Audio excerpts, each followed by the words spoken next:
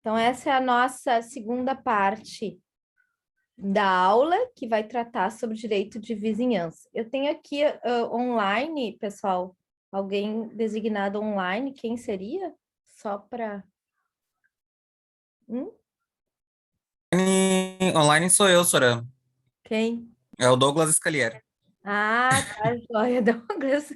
É que eu saí do computador, daí entrei no Note, daí eu Tá, entrou assim. tá bem, então, não tem problema, tá? Aí depois já colocou lá o nome na chamada, né? Então tá, Ok, tudo certinho. tá, ok. Então, essa é a segunda parte da nossa aula de hoje, dia 18 de outubro, nós vamos tratar do tema de direito de vizinhança. Tá? Então, vou compartilhar aqui a tela com vocês. Então, vamos lá, direito de vizinhança. Aqui também, pessoal, se aproxima muito a ideia do condomínio no sentido de proximidade, de convívio entre as pessoas, né? Então, até botei ali um desenho ilustrativo, porque no direito de vizinhança nós estamos próximos. Quem é vizinho? Vizinho é aquele que está próximo da gente, não necessariamente contigo, ou seja, esse que está nesse prédio azul é também vizinho de quem está no prédio verde.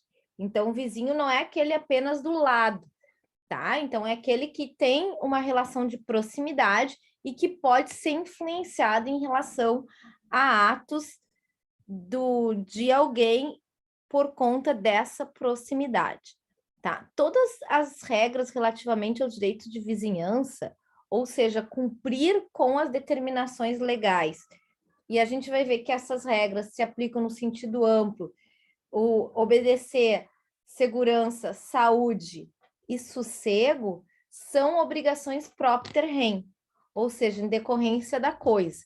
Então, em razão de alguém ter uma propriedade vizinha da outra, ele deve obedecer às regras de direito de vizinhança estabelecidas no código. A diferença aqui é que no condomínio nós temos a previsão de uma instituição, que é o próprio condomínio, e regras estipuladas pelos próprios condôminos para o convívio comum.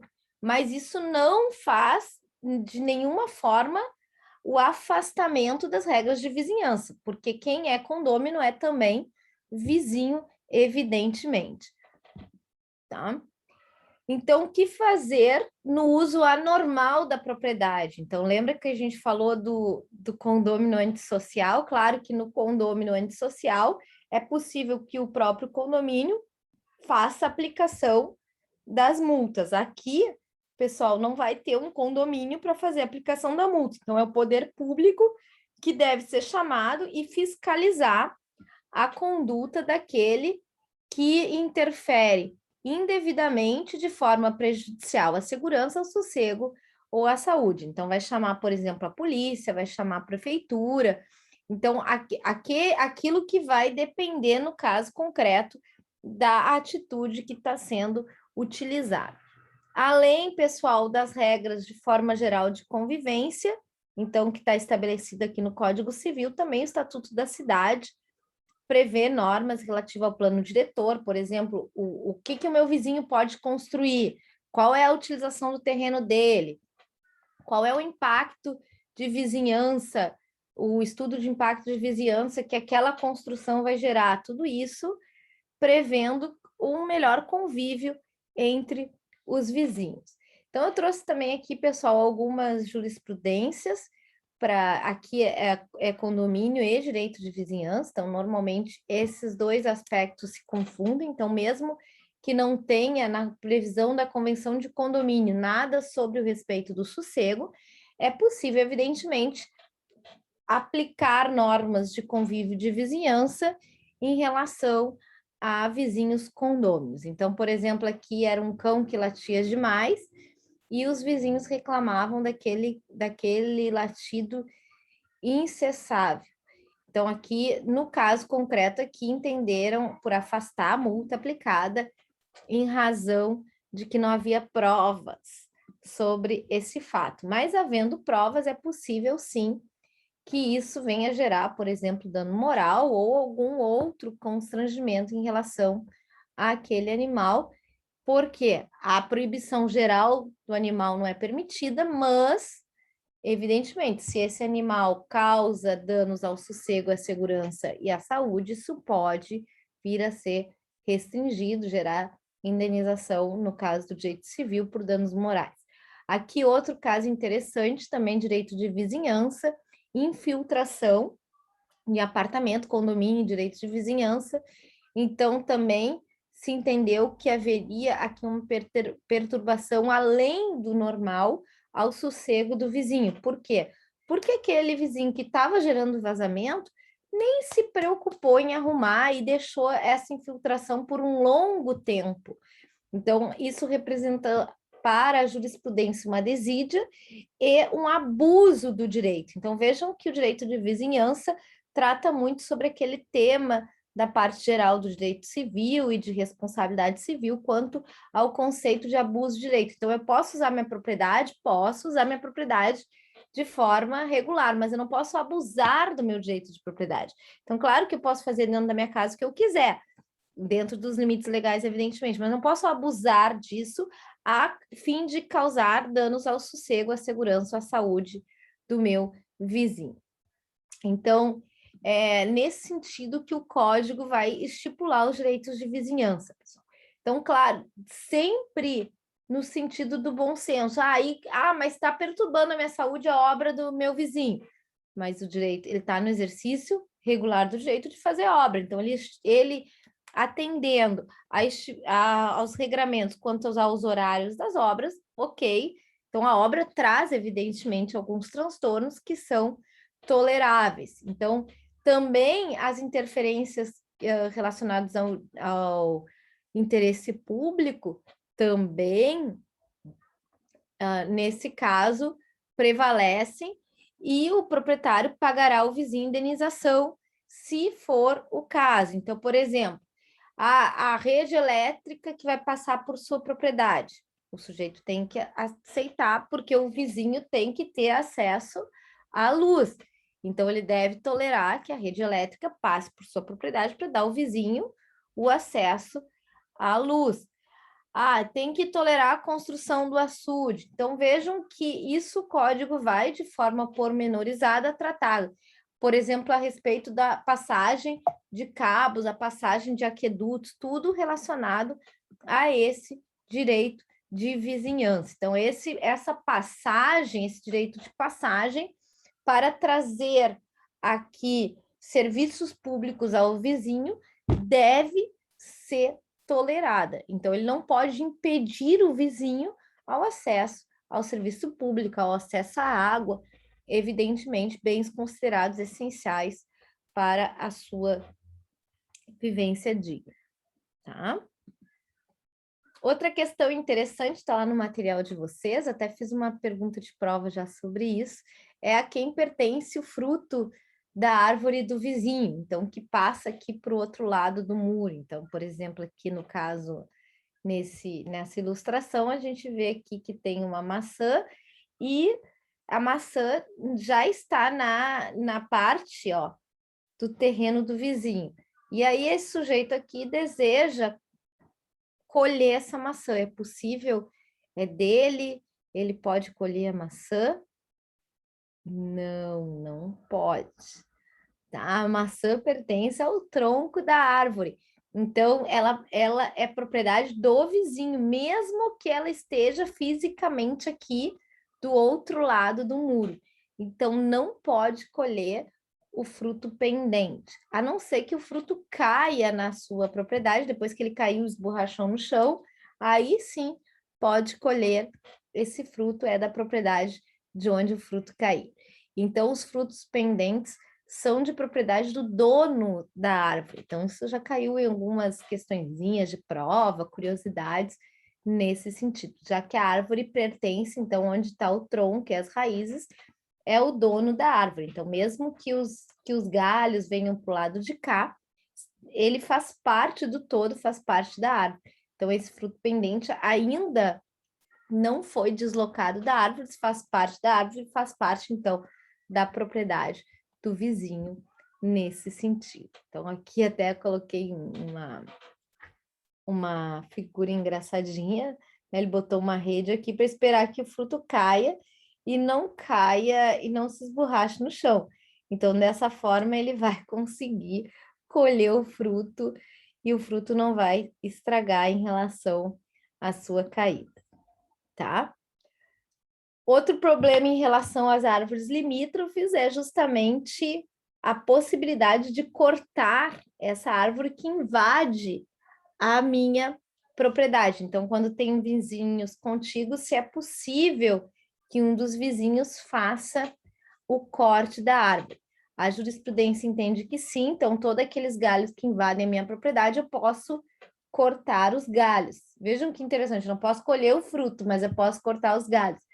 Até um aluno dizer, bom, primeiro eu corto o galho, então depois eu colho o fruto, nesse sentido. Então, pode fazer o corte, mesmo que isso possa causar, tá, a morte da árvore, mas, claro, hoje, cortar uma árvore não é bem assim, né, pessoal? Toda árvore, para ser cortada, mesmo em propriedade particular, ela precisa de autorização e obedecer às leis ambientais e municipais sobre o caso. Então, em princípio, precisa de autorização para o corte, e algumas árvores que são ameaçadas de extinção sequer vai ser possível que ocorra o corte dessas árvores.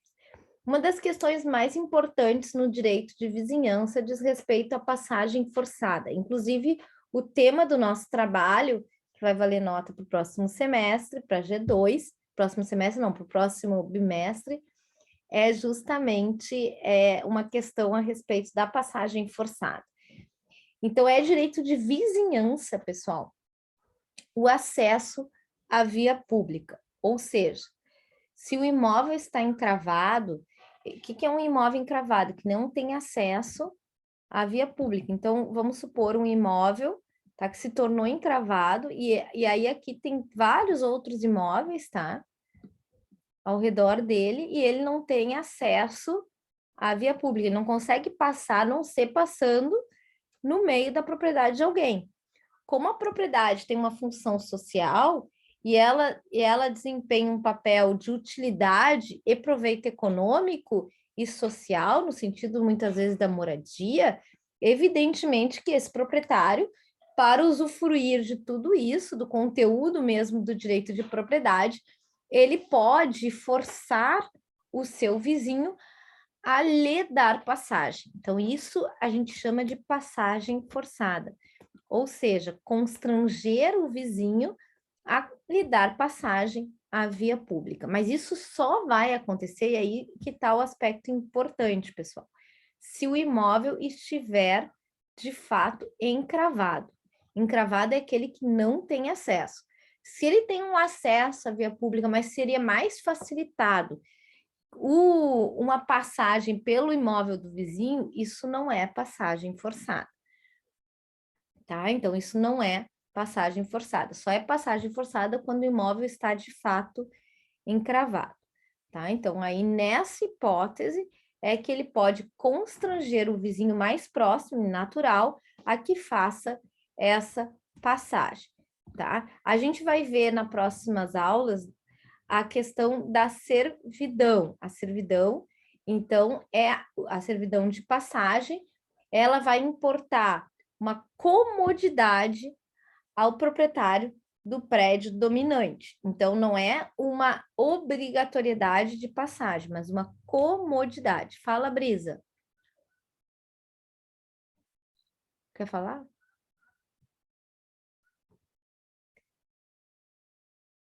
Isso, então, Brisa, se a pessoa mora, essa pergunta que tu fez é muito importante, tá? Então, muito bem, nós vamos observar esse direito de passagem dessa pessoa que mora numa residência atrás da outra, sim. Então, ela tem o direito de passagem pela propriedade. Nessa situação, nós podemos vislumbrar duas hipóteses.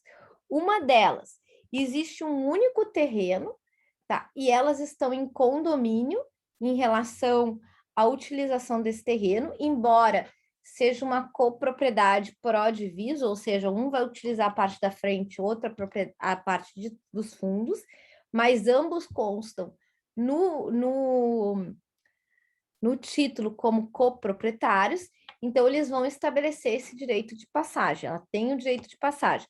Ou eles fazem, então, essa divisão, e aí quem fez a divisão e ficou com o imóvel encravado pode constranger justamente aquele que ele tinha a passagem a fazer essa passagem forçada.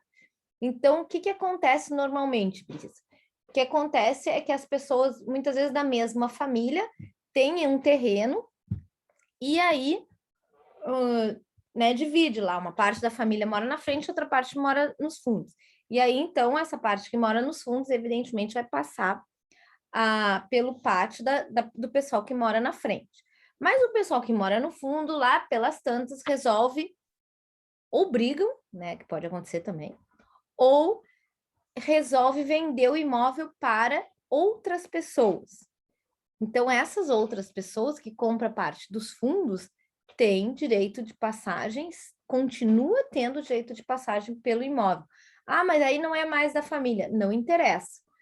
Esse direito de passagem é um direito estabelecido na lei em relação ao imóvel encravado. Mas pode acontecer uma outra situação, Brisa. Qual?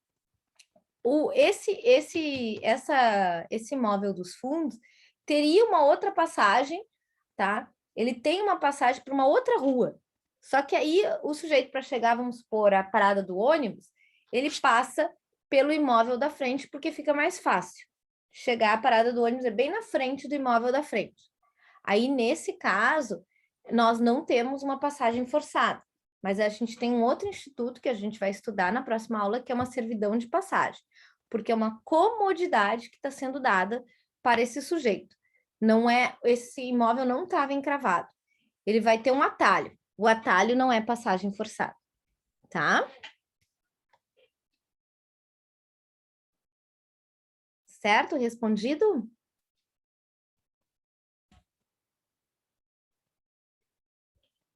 Joia?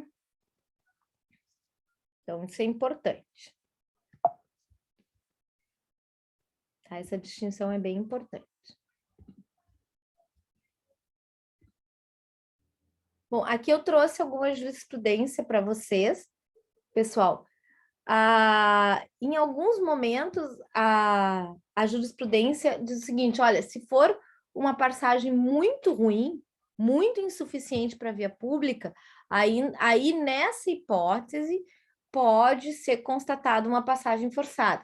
Então, vamos supor que esse imóvel encravado, ele teria lá uma passagem minúscula, mas muito perigosa, cheia de entraves para a via pública, aí a jurisprudência pode considerar que ele é um imóvel encravado e compelir o vizinho a dar passagem forçada, tá? Mas se vocês tiverem numa prova e vocês tiverem, em razão da letra da lei, a passagem forçada é daquele que não tem acesso à via pública.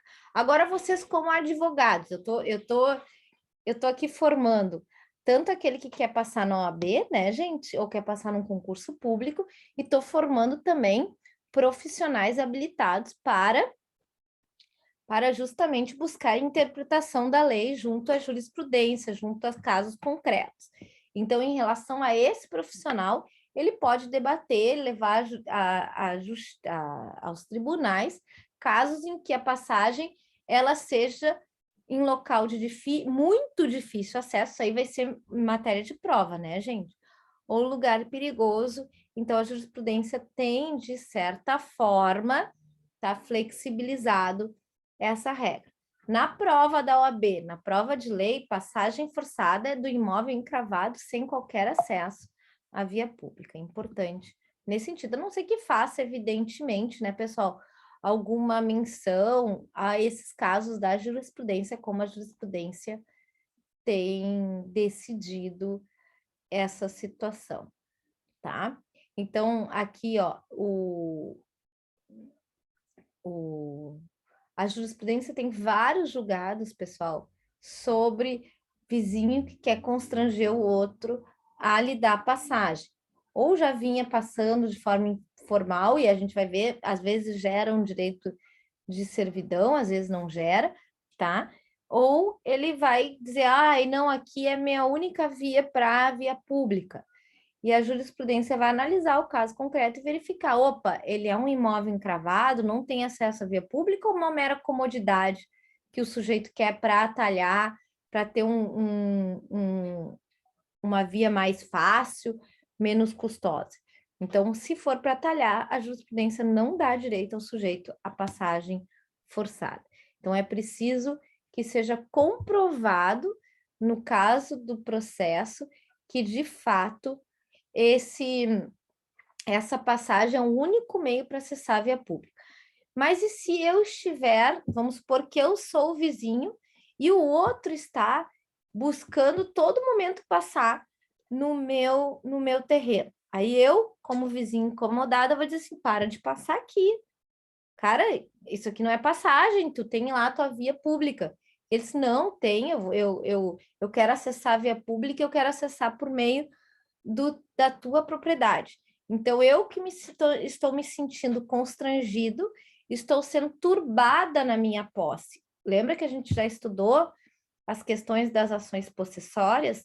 Então, o que acontece nesse caso concreto? Se o sujeito está passando indevidamente no meu imóvel e eu não dei passagem nesse sentido, eu posso não dar porque ele não é um imóvel encravado, então eu posso ajuizar uma ação de manutenção de posse nesse sentido que nós já estudamos. Então, eu vou comprovar que há uma turbação na minha posse. E, por outro lado, nesse caso concreto que tem aqui na jurisprudência, ele vai se defender dizendo, não, era o único jeito de eu passar. E aí, claro, a jurisprudência entendeu que a passagem forçada não foi caracterizada no caso concreto e, portanto, determinou a procedência da ação de manutenção de posse nesse sentido. Dúvida, pessoal? Alguém quer fazer algum comentário? Não? Seguimos, então. Da mesma forma que o sujeito tem o direito de passar para acessar a via pública, como eu falei anteriormente, também os cabos e tubulações devem passar pela propriedade vizinha para chegar a um destinatário que vá fazer o uso do serviço público. Então, por exemplo, se a única forma de o esgoto chegar a essa casa laranja é passando pela casa amarela, essa casa azul, agora eu tô bem, né? Para essa casa azul, se a única forma do esgoto chegar é passando pela propriedade da casa azul, então a casa azul deve tolerar a passagem dos cabos, das tubulações nesse sentido, tá? A grande questão aqui, pessoal, é que no direito de passagem é prevista uma indenização, tá? Em relação à possibilidade de passagem. Então, o direito de passagem prevê que quem sofre esse constrangimento de ter que deixar o outro passar tem direito à indenização, tá? Então, vejam que isso é importante relativamente à própria caracterização do direito de passagem, tá? Então, o direito de passagem gera aquele que vai sofrer a restrição um pagamento de uma indenização, qualquer passagem, ou a passagem física, então fazer essa passagem física, tá? Ou ainda a passagem dos cabos e tubulações. Então, vai gerar uma indenização para quem está sofrendo uma restrição na sua propriedade. É uma restrição legal, a lei dispõe que ele deve consentir nesse sentido, ele não pode impedir a passagem, tanto a passagem física da pessoa quanto a passagem dos cabos e tubulações, mas a lei prevê, tá, uma indenização nesse sentido. Aqui tem um caso interessante na jurisprudência, está lá no material também, tá? Se fazia a passagem, tá, do esgoto nessa, então passava pela essa casa azul o esgoto. Aqui no caso, claro, eram casas mais próximas e o esgoto passava logo embaixo da casa vizinha. Só que depois, pessoal, o serviço municipal foi se mostrando, evoluindo nesse sentido, e havia a possibilidade da ligação direta dessa casa que usava essa passagem pelo vizinho diretamente na rede pública da rua. Então, nesse caso, vejam que já não tem mais uma passagem forçada. O que acontece? Não é a única via para passar o esgoto. Então, é possível que aquele que sofre essa passagem forçada peça a desoneração do seu imóvel, tá? Então, ele pode pedir a desoneração, provando que há hoje outra alternativa que não vá agravar a sua propriedade. E a outra parte, então, tem que acatar essa desoneração, ou seja, ele não pode dizer, mas fica mais fácil para mim se continuar passando, eu não preciso fazer uma obra. Não, mas não tem mais como fazer. Então, ele tem um direito, é um direito potestativo, ou seja, não está sujeito a nenhum prazo, pessoal, o direito de requerer a desoneração da sua propriedade, ou seja, a retirada de cabos, tubulações, quando não se mostrar mais necessário, quando não for mais necessário. Esse é sempre uma característica do direito de vizinhança, de passagem, tanto de cabo de tubulação quanto a passagem física. Ele tem que ser necessário. Se não for mais necessário, então pode ser requerida a desoneração dessa passagem. A gente já falei do aqueduto também, então o aqueduto, e aí, é claro, né, trazendo concepções antigas, que era a forma de acessar a passagem de água em imóveis, principalmente aqui imóveis rurais, principalmente. Então, nesse caso, a jurisprudência entende também que é caso de passagem forçada, então nós temos inclusive disposições específicas sobre aqueduto lá no direito de vizinhança, tolerar a passagem de aqueduto para acesso à água. Então, nesse caso, se caracteriza como passagem forçada, na mesma forma de cabos, tubulações, a passagem de aqueduto para servir ao imóvel que não tem outro meio, olha que interessante, pessoal, não tem outro meio de acesso à água. É isso que distingue o direito de vizinhança de passagem forçada e o que nós vamos estudar na próxima aula, que são as servidões legais, que é direito real sobre coisa alheia. Tá? Então, são duas questões diferentes. Esse caso é justamente o trabalho que vocês têm que fazer para esse bimestre, estudar, fazer um estudo de caso. Então, esse caso está lá no material de vocês, está separado, ali no direito de servidão, eu já coloquei aqui, mas depois eu vou explicar melhor esse caso, já para fazer a distinção entre o que é direito de vizinhança e o que é direito real sobre coisa alheia, no caso servidão. Então, a gente vai fazer um estudo de caso sobre isso. Ainda no direito de vizinhança, pessoal, há o direito de tapagem entre proprietários, ou seja, que é bem comum, né? Principalmente, a gente vê que alguns países não usam muito isso, né? Então, tem aqueles países que as propriedades são uma do lado da outra sem muro. No Brasil, as propriedades normalmente são muradas. Então, qualquer proprietário tem o direito de cercar, murar, tapar, de qualquer modo, o seu prédio. Lembrando que prédio aqui, né, não é prédio no sentido de edifício, tá? Então, ele pode, qualquer um que seja dono de um bem imóvel, pode, na verdade, cercar, murar, tapar, valar, fazer uma vala no seu bem nesse sentido. Esse muro, pessoal, ele pode ser feito só na minha propriedade, ou seja, eu levantar um muro sozinha, ou eu posso fazer um muro bem na divisa, tá?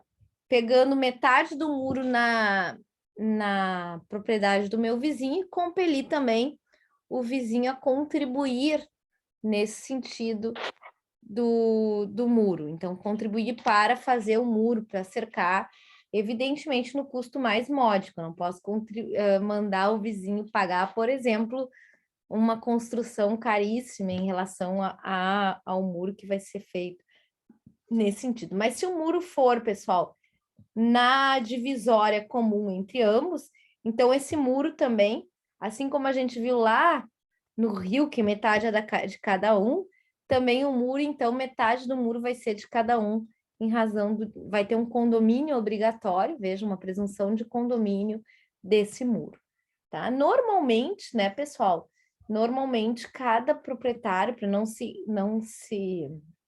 incomodar, constrói o seu muro.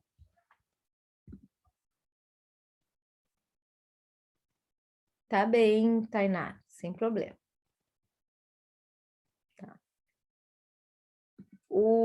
E aí, pessoal, outras questões relacionadas ao direito de vizinhança, né, que eu acho bem interessante, é o direito de construir, principalmente no meio urbano, que a gente vê aqui, olha, eu abri, veja a janela com o muro do vizinho, né?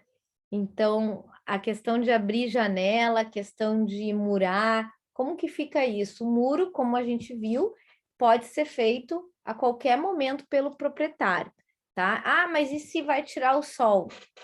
Exercício regular, em princípio, exercício regular no direito. Pode ser que o sujeito faça algo apenas para tirar o sol. Aí, nesse caso, pode ser levado, tá? Pode, em tese, ser levado aí há um abuso de direito, se não trouxer nenhuma comodidade ao titular da propriedade. Ele fez lá o muro só para tirar o sol do vizinho.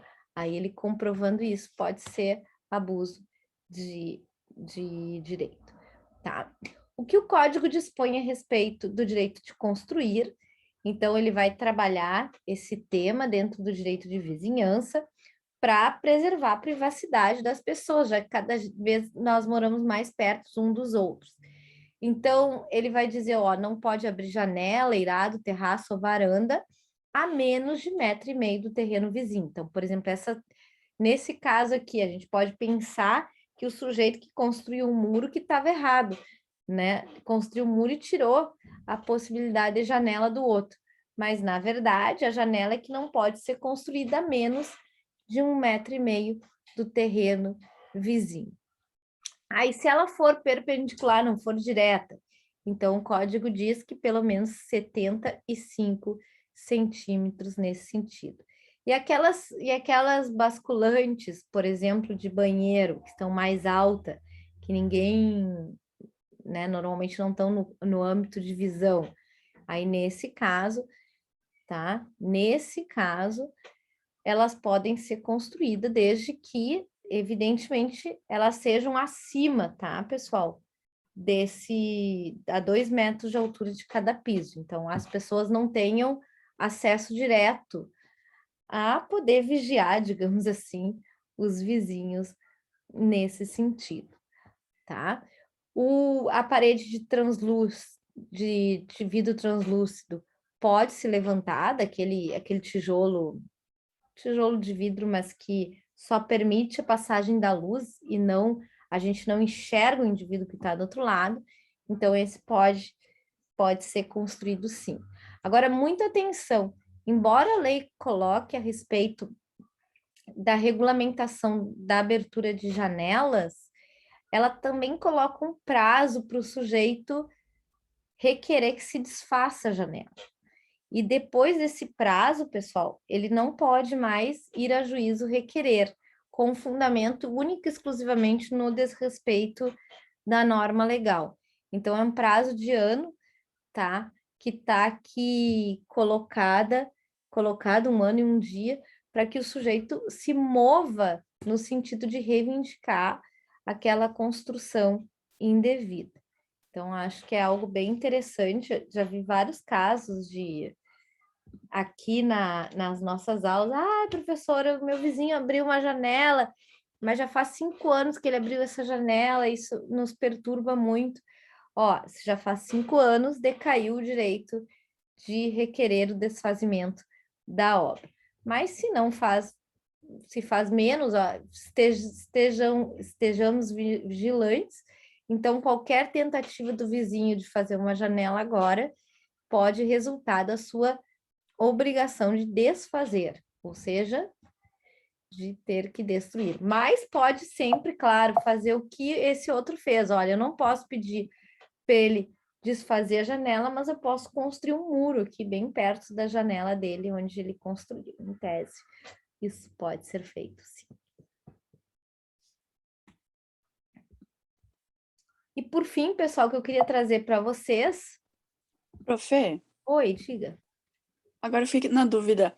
E quando tu compra um imóvel que tem uma janela indevida ali, tu não sabia na hora da compra? Mas é da tua janela ou a outra que está indevida? O vizinho. Aí eu comprei um imóvel e o vizinho tem uma janela na divisa aqui que teoricamente não poderia ter. E eu, na hora da compra, não me toquei. Eu posso requerer alguma coisa ou já está consolidado? Só se essa janela, nesse sentido, ela foi feita em menos de 1 ano e dia. Entendeu? Ah, tá. Entendi. Uhum. A Então, por janela foi exemplo, construída e eu comprei o imóvel em menos de 1 ano, assim. aí tu pode pedir para que se desfaça, mas se a janela está construída há mais de 1 ano e dia, aí não, Entendi. Uhum. Obrigada. tá? E por fim, pessoal, o direito de penetração no imóvel do vizinho também é direito de vizinhança trabalhado no código e que é comum aí quando eu coloquei uma figura, uma gravura da bola, aquele caso da bola que cai na propriedade do vizinho. Então, quem quando não era criança não passou por uma situação dessas, né, pessoal, da bola ou de algum objeto cair na propriedade do vizinho e o que fazer nessa situação. Então, a gente pode pedir gentilmente que o vizinho devolva a bola, mas nesse caso existe também a possibilidade de adentrar a propriedade do vizinho para buscar esse objeto. Então vejam que aqui dispõe apoderar-se de coisas suas que tenham caído, né, que tenham se deslocado para o terreno do vizinho. Claro que mediante aviso prévio e anuência do vizinho, ou seja, ele tem que tolerar, mas ele não, a gente não pode invadir no sentido de pular o muro no vizinho e ir lá buscar a bola. Tem que bater, pedir a permissão, tá? Avisar que vai buscar a bola, mas o vizinho não pode não deixar entrar na sua propriedade para buscar suas coisas. É direito daquele que teve a sua coisa, por exemplo, a bola que voou para o outro lado, é direito do proprietário da bola e buscar a bola ou o animal que tenha saído da sua propriedade, foi para a propriedade do vizinho. Além disso, também o vizinho tem que tolerar, pessoal. Isso acontece muitas vezes em meio urbano, assim, que se adentre a sua propriedade para reparação ou construção relativamente à propriedade vizinha que ficaria impossível de fazer sem que se adentre à propriedade do vizinho. Por exemplo, uma reparação no muro, uma reparação naquela parede divisória, ou a limpeza da casa. Então, evidentemente, agora eu tenho que estar fazendo uma obra num local aqui perto da minha casa. Já vi que eles têm entrado para fazer a reparação do prédio pelo vizinho, para fazer a reparação daquela parede que fica do prédio, né? Que é bem naquela divisória para pintar, etc. Então, isso é algo também que a lei prevê como exercício regular do direito. Então, é nesse sentido. Claro que qualquer dano causado ao vizinho nesse sentido deve ter o ressarcimento. Se a bola passou para o outro lado e a bola quebrou a vidraça do vizinho, por óbvio, né, gente? Tem que indenizar. Ou se vai buscar a bola e ao adentrar acaba cometendo algum dano na propriedade do vizinho, isso também gera indenização como regra geral de responsabilidade civil.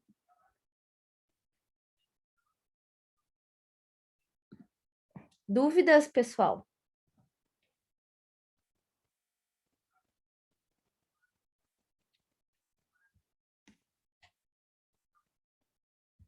Quietinhos? Então, aqui, ó, no material de vocês, o que a gente tem aqui, tá? No direito de vizinhança.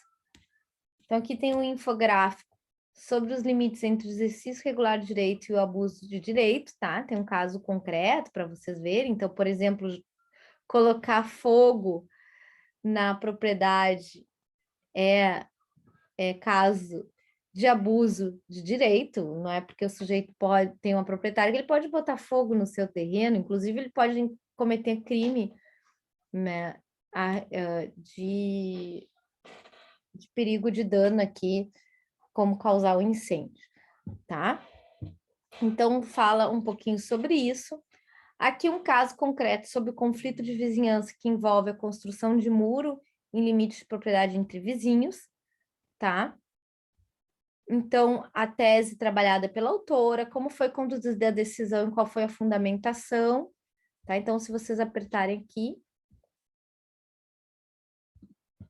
ó, vocês vão ter esse caso, ó, explicadinho, um caso concreto, e em que, tá, em que aconteceu aqui, ó, o nome, a Instância Velha, no Rio Grande do Sul, tá? E ela tem esse imóvel, faz divisa com o terreno do réu. Diz que os imóveis em questão são separados por um muro que construiu há mais de 15 anos, o qual passou a apresentar problemas estruturais, rachaduras, o qual alterou sua propriedade sem providenciar a devida contenção da terra por meio da construção de outro muro. Então, tinha um muro dividindo e o outro vizinho foi construir outro muro e essa outra construção teria infiltrado esse muro dessa vizinha. Então, eles vão discutir um pouquinho sobre esse tema, se existe responsabilidade do vizinho ou não. A questão toda vai ser decidida na prova pericial, tá? Então, no caso, vai dizer que não tem, a perícia não comprova que foi a construção do muro do vizinho que causou os danos de infiltração no imóvel da outra, tá? Mas é um caso interessante, trata sobre direito de vizinhança. Deixa eu voltar aqui.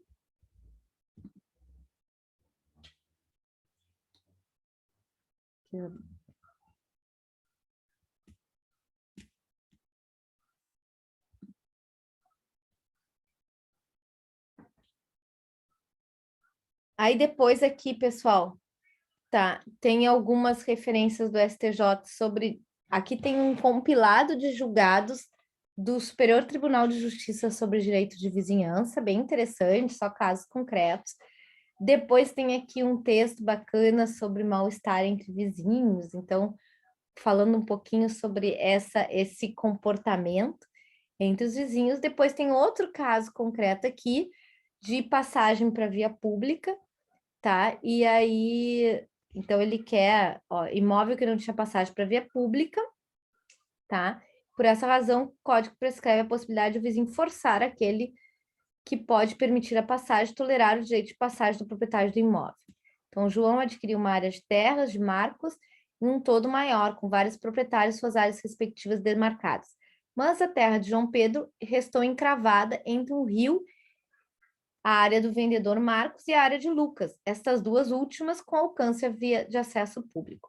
Aí o caso é interessante porque ele quer obrigar o Lucas a conceder a passagem, mas o Código Civil diz que, como o João adquiriu a terra de Marcos, que era um todo maior, e em razão da divisão, a parte de João se tornou encravada, então é de Marcos que ele deve requerer, tá, essa passagem forçada. Então, depois aqui, ó, vocês têm também o fundamento sobre esse direito de passagem, o artigo 1285, direitinho nesse sentido.